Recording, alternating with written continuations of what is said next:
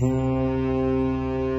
first cargo vessel to leave Ukraine carrying a grain shipment has finally sailed from the Black Sea port of Odesa after being blockaded there since the Russian invasion began 5 months ago.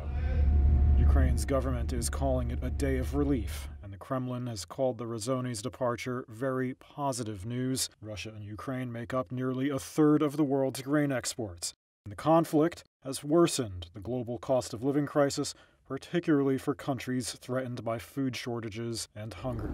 A young engineer named Abdullah Jendi is aboard the vessel, which is bound for Lebanon. He's been sharing these images with Reuters. He says it's an indescribable feeling to be going back home, like being freed from detention after a long time. Every day, he says, the alarm would go off in the port, and he and his crew would be afraid they might accidentally be hit in an attack.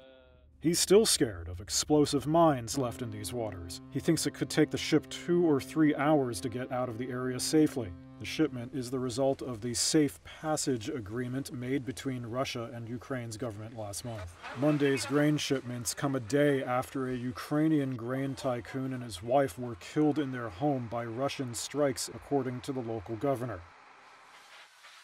Video released by emergency services is said to show the aftermath. The United Nations is warning of multiple famines this year. Russia denies responsibility for the food crisis and blames Western sanctions for slowing exports, and it blames Ukraine for the mines. The Ukraine president's office has previously said that 17 ships are docked waiting departure on the Black Sea, with almost 600,000 tons of cargo, most of it grain.